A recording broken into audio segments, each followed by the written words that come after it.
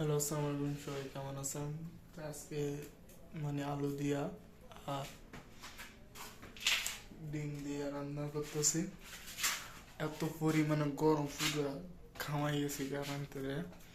আর এদিকে এক ডেক পানি, লোক বেশি তো চারজন, এক ডেক পানি আনি এর পিছনে এটা কমতে কমতে সিদ্ধ যেতে কমে যাবে।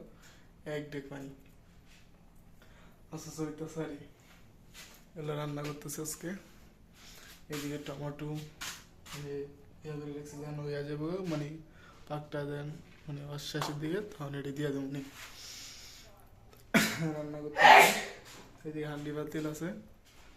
তো আজকে এই রেসিপি আজকে ব্যবসা করতেছি।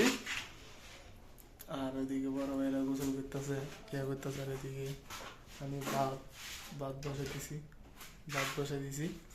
এদিক দিয়ে ভাত হইতেছে, পাক শাক মোটামুটি করতেছি। আমরা ডিউটিতে আইছি 4টার দিকে, এইসব পাক শাক বয় দিছি। পাক শাক হইতেছে আর সবাই ভালো থাকবেন। তা দেশের অবস্থা তো পুরো করুন খারাপ, মারামারি কিলাগিরি যাইতেছে। সবাই ভালো থাকবেন, আল্লাহ হাফেজ।